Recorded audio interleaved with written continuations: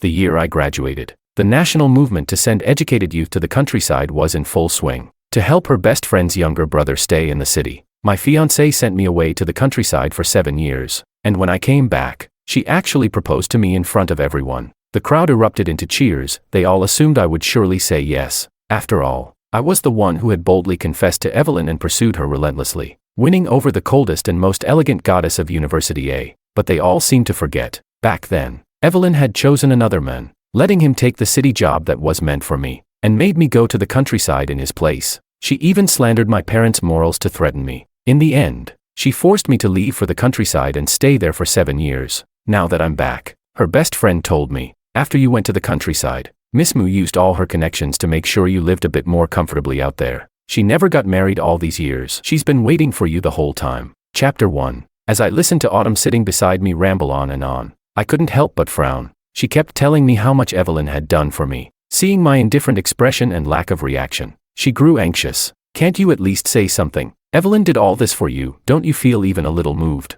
Her shrill tone drew the attention of our classmates. Their eyes turned toward me, some curious, some disdainful. It had been 7 years since I last heard Evelyn's name. To me, that name felt almost foreign now, as if it belonged to a different lifetime. Even the passion I once had for her had nearly been washed away by time. 7 years ago, I boarded the train to the countryside alone, carrying only my luggage. So aside from my family, almost no one knew I had ever been married. That's why I couldn't tell if what Autumn said about Evelyn came from her own desire to inform me, or if someone had asked her to say it. Maybe it was on purpose, to let me know what Evelyn had supposedly done for me all these years. That thought made me frown again. Whatever happened between Evelyn Moo and me, that was just childishness back then. Let's not bring it up anymore. I waved my hand, showing not even a trace of nostalgia. Everyone around me stared in shock. Even the noisy class reunion fell silent. You could hear a pin drop. Evelyn and I were childhood friends. At some point, my feelings for her changed from friendship to something deeper, something possessive. As the only boy in the family, I grew up pampered, full of confidence and pride.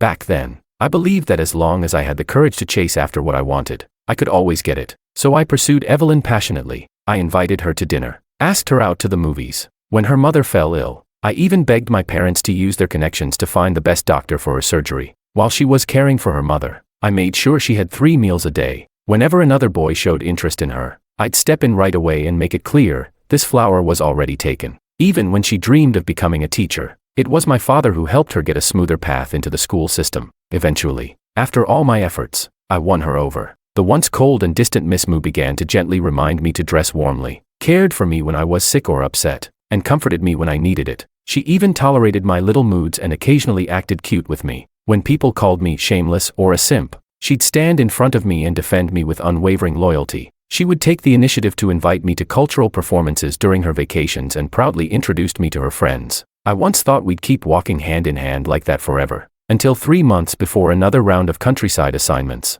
Jordan suddenly reappeared. He was a boy Evelyn had known in middle school, a beam of light in her heart. But I trusted Evelyn too much to suspect anything unusual between them. In fact, I even treated Jordan like a brother just because he was connected to her. But afterward, Evelyn stopped having time for me. Even during her vacations, she didn't even try to meet up anymore. Sometimes when I made the effort to find her, she'd brush me off, saying she was too busy. On our 2-year anniversary, she once again claimed she had school duties and couldn't be with me. But something felt off. Just a few days earlier, she told me she didn't have classes that day. There was no way the school would suddenly assign her work, especially not when they'd go out of their way to show respect to my father. Suspicious, I quietly went to the school to find her, only to be told she was on leave, and not on campus. A colleague of hers said she had gone to the department store. Without a second thought, I rushed straight to the department store, only to see Evelyn Moo and Jordan walking side by side through the mall. Their hands were full of shopping bags. They were laughing and chatting, looking every bit like a couple madly in love.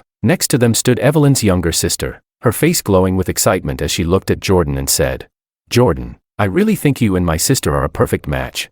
How about I just call you brother-in-law?" She giggled as she looked up at Jordan, who responded with a joyful smile. Evelyn glanced at her sister and said, "Don't talk nonsense." But her tone wasn't one of scolding, it was a mix of helplessness and affection. And from the slight upward curve of Evelyn's lips, it was obvious she didn't mind what Jenny said. On the contrary, her expression betrayed her true thoughts. A sour ache filled my chest, as if even breathing had become a blade slicing through me. Maybe it was because my stare was too intense. She suddenly turned and spotted me standing not far away. My eyes were clearly red, my expression full of hurt and anger, but she didn't show the slightest intention of comforting me. She didn't even seem the least bit guilty or ashamed. Instead, she looked annoyed. "What are you doing here?" she asked. That sentence completely ignited the fury inside me. As a man with dignity, how could I possibly swallow that kind of humiliation? I strode right up to Evelyn. "This is the urgent school matter you said you couldn't get away from," I asked, sarcasm dripping from my tone. My attitude clearly irritated her more. She snapped.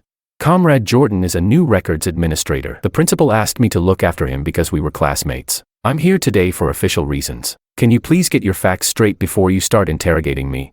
I looked at Evelyn in disbelief. She had always been aloof, but never once did she speak harshly to me, let alone scold me in front of others like this. Realizing her words might have gone too far, Evelyn glanced at me nervously and quickly grabbed my hand to apologize. "Mario, I'm sorry. I spoke too harshly. That's not what I meant." I pulled my hand away, took a deep breath, and tried to calm the fury raging inside me. "Then what did you mean?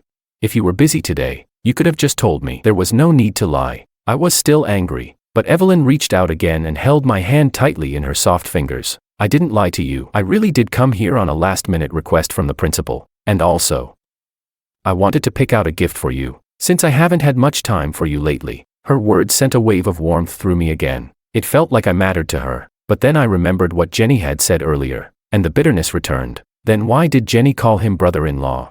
I turned my gaze to Jenny. Just moments ago, she had clung to Jordan with a face full of admiration and hope. Now, her expression had turned sour, as if I'd stolen something precious from her. She looked at me with thinly veiled contempt. Evelyn's eyes followed mine to Jenny and she sighed helplessly. "That little brat just says whatever comes to her mind. Of course she knows who her real brother-in-law is. Once I'm done with things here, I'll go home and cook something nice for you, okay?"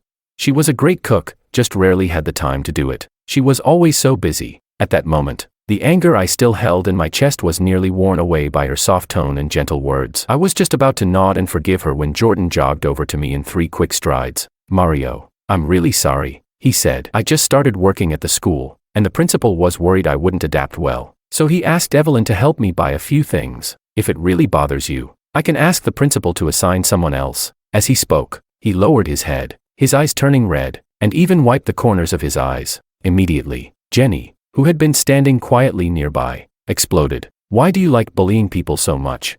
It was bad enough when you bullied my sister, now you're picking on Jordan too. What kind of terrible man are you?"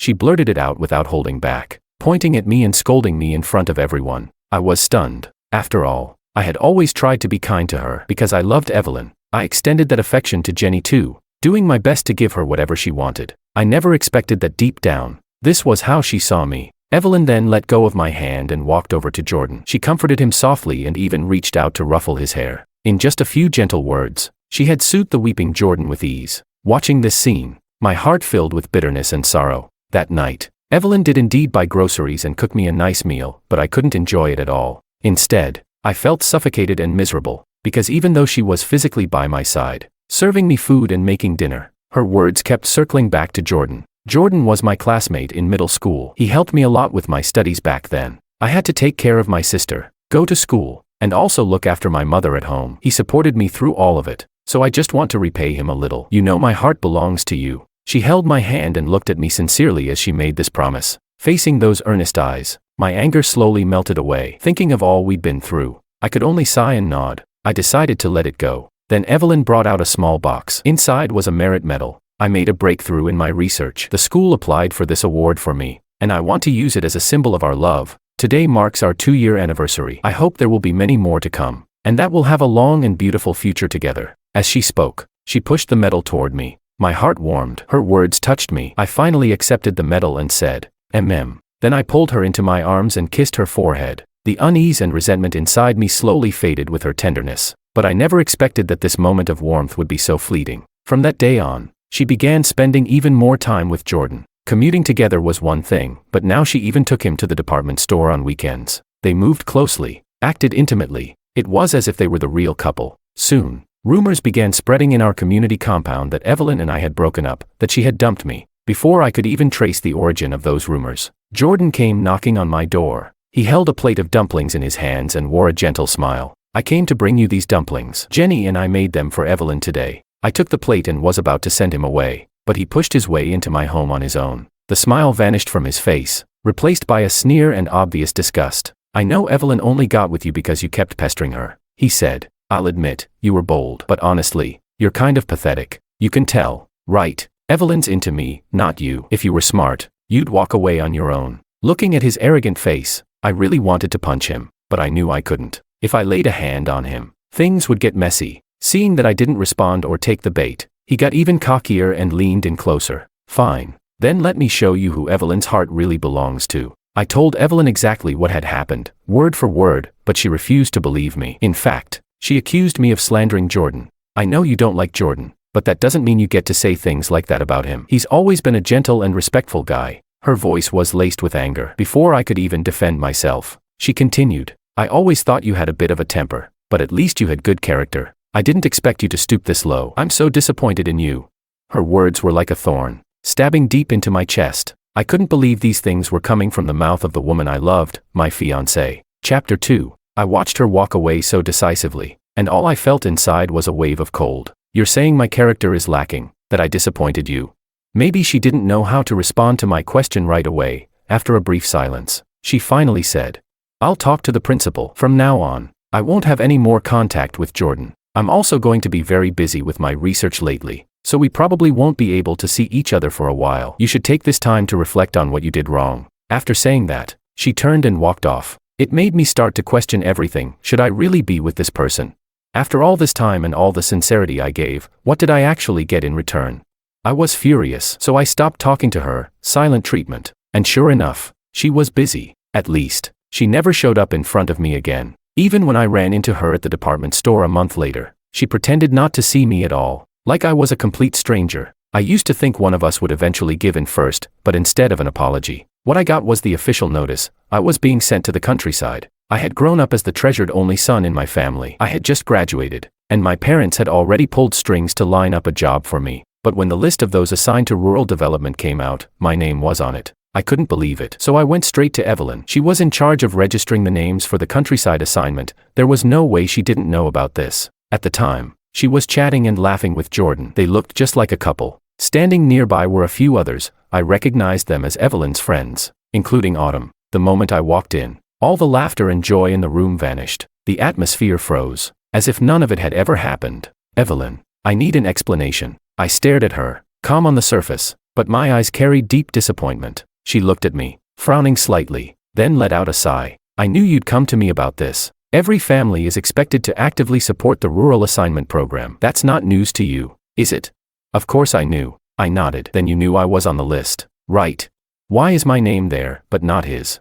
I had seen the assignment list earlier. Jordan's name had been on it, not mine. But now, his name had been crossed off, and mine was there instead. Evelyn pressed her lips together. Before she could speak, Jordan stepped forward. Mario, I already have a job. Obviously I don't need to go to the countryside anymore. You shouldn't be suspecting Evelyn like this. You're her fiancé. Saying things like that will hurt her. His words stabbed into me like a knife. I looked straight at Evelyn, lips trembling, eyes locked on hers. So, is that how it is?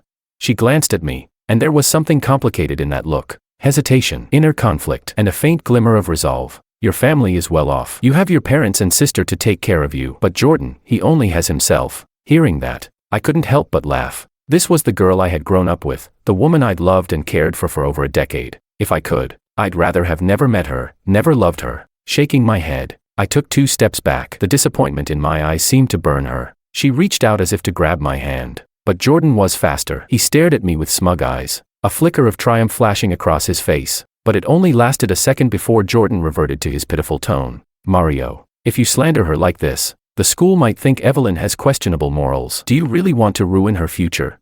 I was just about to speak, but he interrupted again, still acting wronged. I know you want my position. Your father already came to warn me, told me to get lost and stay away from Evelyn. I'll listen. Okay.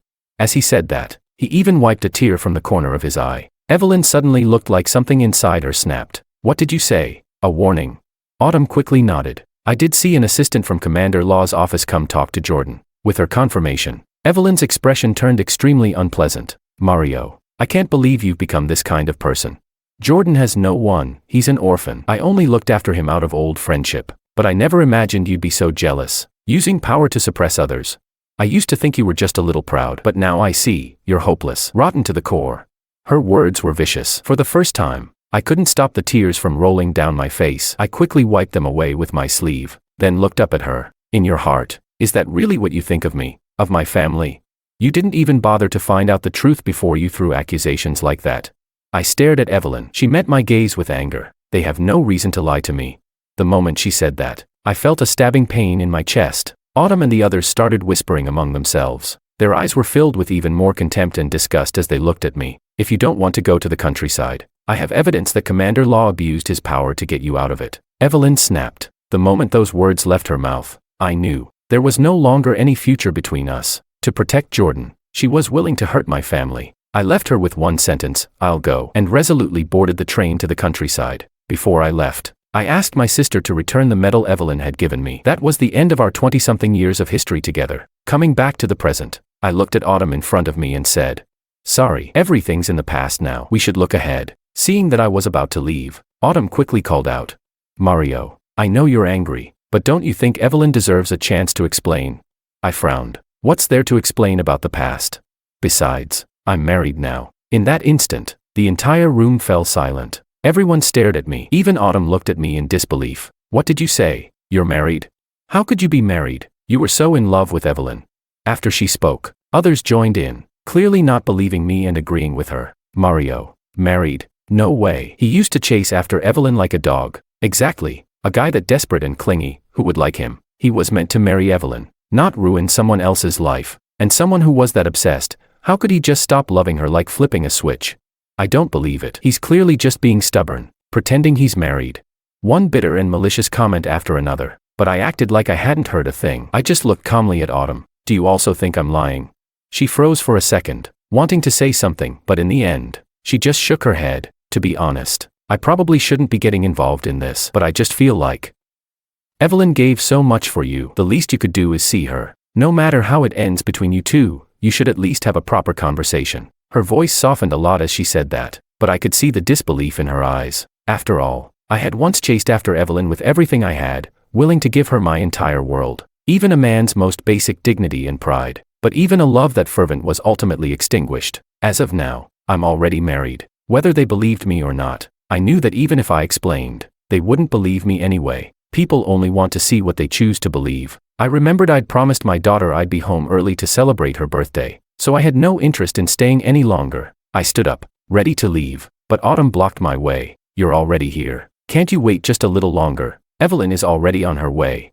Just as I was about to speak, the door to the private room opened, and Evelyn walked in, slightly out of breath. She was now dressed in a formal professional outfit, with gold-rimmed glasses perched on her nose behind the lenses. Her already cold eyes seemed even more distant and alluring. She exuded a kind of refined indifference that made people feel they could only admire her from afar. But the moment her eyes landed on me, all that coldness vanished, replaced by a wave of tenderness. She quickly approached, forcing a stiff, awkward smile onto her face. A dry, uncertain smile. Mario, it's been a long time. A faint blush crept onto her cheeks, and her gaze held a quiet hope. I nodded politely in return. Evelyn, long time indeed, but not good. Her smile froze on her face. A flicker of sadness crossed her eyes, and her whole demeanor was enveloped in melancholy. Mario, are you still mad at me? Why are you treating me like a stranger? That's not how it's supposed to be between us, is it? It really hurts me when you act like this. She looked so wounded. In the past, whenever she showed me that face, no matter how angry I was, I'd always end up comforting her. And now, she was trying that trick again. But unfortunately for her, I was no longer the same person I once was. I looked at Evelyn calmly. Miss Moo, we haven't seen each other in 7 years, and frankly, this distance between us is how it should be. What happened back then, I couldn't forgive, and now, I definitely wouldn't forgive. After saying that, I picked up my things and turned to leave. It was getting late. I needed to go home to Ollie. She was still waiting for me to celebrate her birthday with her. I stepped past Evelyn and headed toward the door, but she suddenly grabbed my wrist. Then she dropped to one knee and pulled out a box. Inside was a medal of honor and a ring. It was the same medal she had once given me, the one that symbolized our engagement, but I had returned it long ago. After all, when I left, I was beyond heartbroken. Caught off guard for just a moment, I saw her take the ring and try to slip it onto my ring finger. Let's get married, Mario. Her voice was full of affection, almost desperate, as if without that ring, I'd fly away and disappear forever. Evelyn, I think you're confusing me with someone else. I'm not Jordan." When she heard that, her previously urgent expression strangely shifted into one of subtle smugness. She gripped my hand tighter. "Mario, are you jealous?" "I admit, what happened with the countryside assignment back then was unfair to you, but I did it for you and your family. Jordan said that if he didn't have to go, he wouldn't report your parents. I knew how much they care about you, and I knew how much you care about them, right?" Seeing that she still wanted to explain, I pulled my hand away. "First of all, I never did anything to Jordan that warrants guilt. I don't need you making choices on my behalf. Second, if my parents really did something wrong, Jordan can go ahead and report them. He can't convict them with just empty words. And lastly, let's stop talking about the past. There's no future between us. None, because I'm already married and my daughter is 4 years old. So please, Miss Moo, stop saying things that could cause misunderstandings. I don't want my wife to get jealous or upset." My words drained the color from Evelyn's face. She grabbed my arm in a panic and shook me over and over. "What did you say? You're married, and you have a 4-year-old daughter? Mario, you're just saying that to upset me, right? You're mad, aren't you? You're trying to get back at me. Didn't you say before that you only ever wanted to marry me? How could you possibly have married someone else?" She leaned in closer, her serious eyes full of desperate hope. It was as if she was waiting, begging, for me to deny everything I'd just said. But as I looked back into her eyes, I was completely calm. Yet on her face, once untouchable and composed, there was now panic, unease, even a trace of regret. I'd seen her wear that expression once before, when her mother was in the hospital. Only once. I never thought I'd see it again now. "Mario, why didn't you wait for me?" she asked, her voice carrying a note of accusation and unwillingness to accept the truth. "I was trying so hard to find a way back to you." She spoke as if I had betrayed her, as if I had crushed her great love. "Wait for you?" I asked. "Evelyn, did you forget how long I already waited for you back then?" Evelyn froze. It was as if a long-buried memory had suddenly resurfaced. Her lips parted for a long time before she finally spoke. "Jordan and I really weren't anything more than friends," she desperately tried to explain, but I gently pushed her hands away and stepped back to keep my distance, my gaze steady. "Evelyn, it's not about what you say, it's about what you do. How many times did you argue with me because of him? How many times did you ignore me completely? You lied about being too busy just so you could go shopping with him, and you think that's love? If you truly liked me, loved me, then I should have come first, not always be the one left waiting." My words made Evelyn stagger back half a step. She had to brace herself against the back of a chair to keep from falling. She was once the goddess of University A, known for her intellect and achievements in academia. When had anyone ever seen the proud Evelyn in such a state? From the way we spoke, the people around us started recalling the past. I remember. Wasn't it Evelyn who broke off the engagement with Mario and got together with Jordan? Yeah. And didn't she even personally put Mario's name on the list to be sent to the countryside? So why is she acting now like she's madly in love with Mario? If you love someone, shouldn't you protect and stand by them?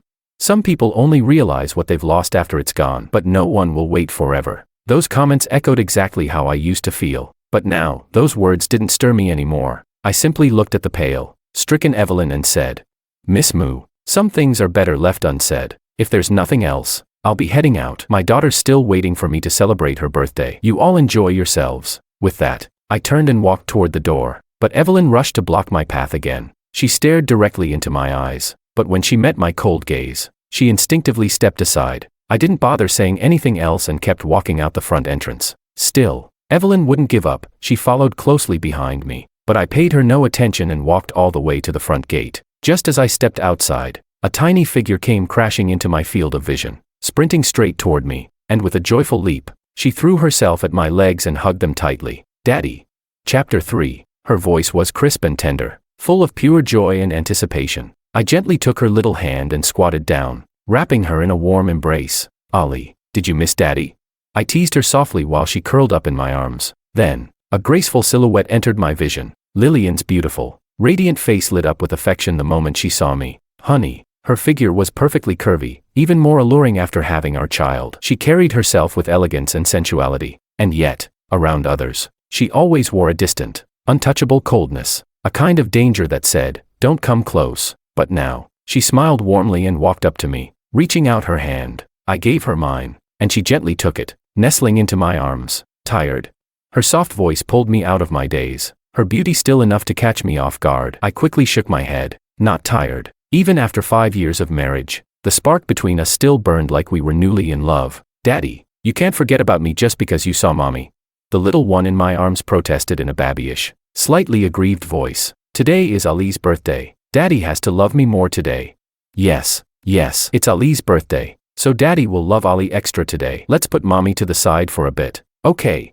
I coaxed Ali gently, but someone clearly wasn't pleased. No way. I should always be first in your heart. Her eyes locked with mine, overflowing with a depth of love that pulled me in again and again. Mommy is bad. She's stealing Daddy from Ali. Ali squirmed in my arms in protest. Lillian chuckled lightly and squeezed my hand. Are you cold? Ali didn't see you at home and insisted on coming to find you. That's why I brought her. The restaurant is booked. I thought it'd be just about time to come pick you up. I nodded with a smile. Yeah, perfect timing. Lillian smiled back and linked her arm through mine, ready to walk to the reserved restaurant. But just as we took 2 steps, a voice, shaky and full of unwillingness, called out from behind. Mario. Evelyn looked frail and worn down. Her eyes were heavy with sadness as she stared at me. Lillian and I turned to look at her together. I frowned slightly. What is it? Miss Moo, is there something else you need? Evelyn's gaze landed on our interlocked hands. Her lips parted, but in the end, she simply shook her head with defeat. Her body swayed, like she might collapse at any moment. I nodded slightly, and Ali, still perched on my shoulder, glanced curiously at Evelyn. Daddy, is that lady sick? She looks like she's gonna fall down. She blinked in innocent concern. I gently pinched her cheek, unsure how to respond. Lillian looked at Ali with a smile in her eyes. Ali, it's your birthday today. Don't you want some cake? Ali, being a child, was instantly distracted. Yes, let's go right now.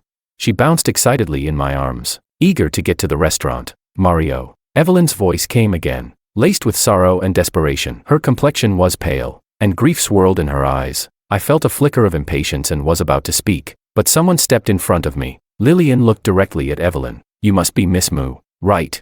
As a teacher, shouldn't you be setting a better example? Calling out to my husband over and over, do you have something truly urgent to say? My daughter is still too young to attend your school. Her words were a reminder. Stop looking at us. We've moved on. But Evelyn's reaction to those few sentences was instant. Anger and jealousy flared in her eyes. So you're Mario's wife? Yes. Lillian tightened her grip on my hand, as if to fuse us into one. Then do you know? Evelyn said with bitterness, that Mario once chased another woman and almost married her. Lillian's face remained calm, not even a crease in her brow, but I knew. She was furious. Beneath her calm and collected surface, a storm was clearly brewing in her heart. I let go of Lillian's hand and placed my arm around her shoulders. Miss Moo, like you said, almost. What was almost back then is now miles away from anything real. Besides, everyone makes mistakes in their youth. Mistaking a toxic woman for someone precious isn't exactly unheard of. But don't rush to claim that title of toxic woman like it's a badge of honor. That said, I should still thank you. If it weren't for you, I wouldn't have gone to the countryside. I wouldn't have met my wife. Because of you, I now have a happy marriage and a woman who looks at me like I'm her whole world. So I'd advise you not to try and mess with what I have with my wife, because nothing, not even you, can come between us. I could brush off everything she did to me before, but I would never allow her to interfere with my family. For the people I love, I wouldn't hesitate to fight back. Evelyn stared at me in disbelief, unable to accept what she was hearing. Toxic? Is that really what you think I am? Yes, and if I had a choice, I'd rather we had no connection at all. With that, I gently tugged Lillian's arm. She understood. I wanted to leave, so she linked arms with me and confidently led the way to the car. She turned to me and asked softly, was everything you said just now the truth? Of course it was, I replied. What happened between Evelyn and me is long over. The only people I love now are you and Ali. We celebrated Ali's birthday afterward. The joy and warmth surrounded us like a bubble. It felt like we'd returned to the beginning, untouched, whole, as if everything with Evelyn had never happened. I thought I'd never see her again, but to my surprise, the moment I returned to my parents' house, there she was, standing at the gate. She looked far more worn than before. The arrogance she used to carry was gone. In its place was a kind of defeated weariness. I didn't expect her to ambush me like this, and a wave of impatience surged in my chest. Evelyn, what do you want now?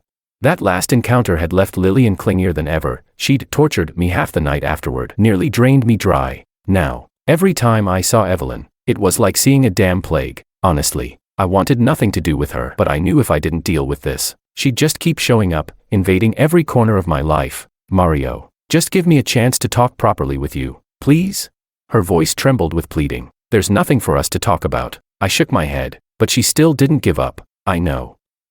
I was wrong back then. I shouldn't have doubted you because of Jordan. I shouldn't have crossed out his name and sent you to suffer in his place. I cut her off before she could finish. The past is the past. There's no need to keep digging it up. We should be looking forward, not drowning in what's already over. The disgust and impatience on my face didn't go unnoticed. She saw it, realized I truly didn't care anymore, and panic spread across her expression. Mario, I'm truly sorry. Back then I was just angry. I couldn't believe you would actually do something like that. Jordan was my classmate. He was well-behaved, smart, and all alone. I just instinctively leaned toward him. I know it was my fault. Her words made me laugh coldly. Evelyn, you say he was your classmate, smart and moral, but what about me? I grew up with you. I treated you well, didn't I? Maybe I was a little spoiled, a little stubborn, but I never did anything dishonorable. So why was his word trustworthy, but mine wasn't?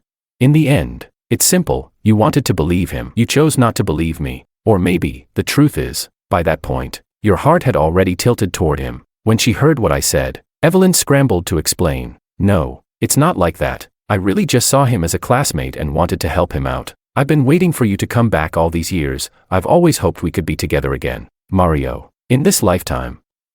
I only want to be with you. I know I made mistakes in the past, but please, I'm begging you, give me a chance to make it right.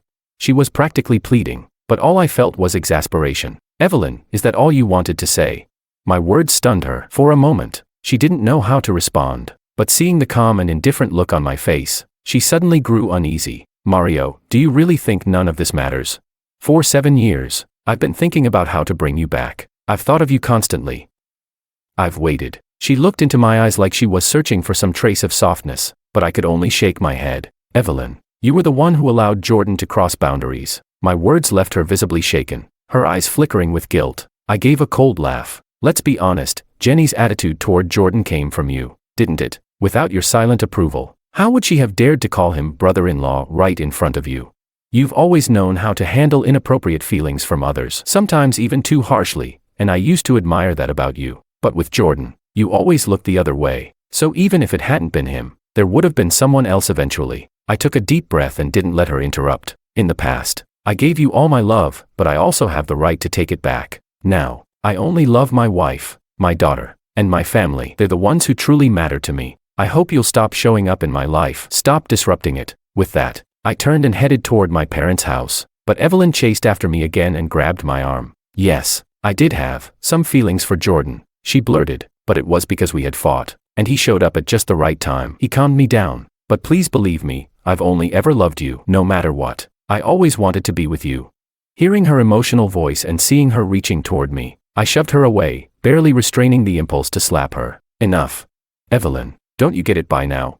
I'm a man. I have my pride. Even if nothing happened between you and Jordan, I still wouldn't take you back. I have a family now. I have someone I love. And you will never be the person I want to choose. She froze at my words, utterly stunned. I had no interest in dragging this out any further. I picked up my things and walked into my parents' house. I could feel her eyes burning into my back the whole time, but I didn't look back, because I knew she was once the burning crush of my youth. But that was all in the past. In fact, I couldn't even remember why I had liked her, why I ever wanted to be with her. Whatever it was between us, it was over, long ago. When I left my parents' place, she was nowhere to be seen. I let out a long breath of relief, but when Lillian came home later, she glared at me with a face full of righteous fury. What's wrong, Miss Lillian? Why that look? I asked playfully, wrapping an arm around her waist and gazing deep into her eyes. She finally couldn't hold it in. When were you planning to tell me Evelyn came looking for you again today? Ah, so that's why she was mad. I gave her a deliberately serious nod. She waited for me at the compound gate today. What did she want this time? She asked through gritted teeth, eyes blazing like she wanted to tear Evelyn limb from limb. I couldn't help but tease her. She said she still wants to be with me. Even if I'm married, even if I have a kid, as long as I agree, she'll give up everything. Give up everything. Lillian snapped. If I don't tear her face off, she clearly doesn't know the meaning of everything. She looked ready to storm out, and I quickly wrapped my arms around her from behind. I'm teasing you. The moment I said that, the world spun, and the next thing I knew, she was sitting on top of me. You dare lie to me? I playfully tapped her nose, then scooped her up into my arms. Her loving eyes locked tightly onto mine. Mario, we're married now. We have Ollie. I'm never divorcing you, and I'm never letting you go. Even if you try to run, I'll hold onto you tightly. I'll always treat you well and never give anyone else a chance. As she said that, her sweet lips pressed gently against my face. I couldn't even find the words to respond, so I just held her face in my hands and kissed her again and again. Only when she had finally calmed down a little did I speak. You don't have to worry. I never planned on leaving. And I already told Evelyn, there's no going back for me. In my heart, there's only you and Ollie. The moment those words left my mouth, her breath wrapped around me, warm, intense, irresistible. All I knew was that night, she nearly drained me dry. After that, Evelyn really did vanish from my life. She was reassigned to a different city. Whether she requested the transfer herself or someone else pulled strings behind the scenes, I never found out. But to me, either way, it was a good thing. As long as it brought peace to my wife's heart, as long as it made her happy, I had no objections. One year, during the spring festival, I happened to run into Evelyn outside my parents' house. She had grown much thinner. We only exchanged a brief glance, and then, as if by silent agreement, turned away from each other. I knew then, whatever story we once had, it was long over. All I wanted now was to cherish the people by my side, and protect this family I'd built with everything I had.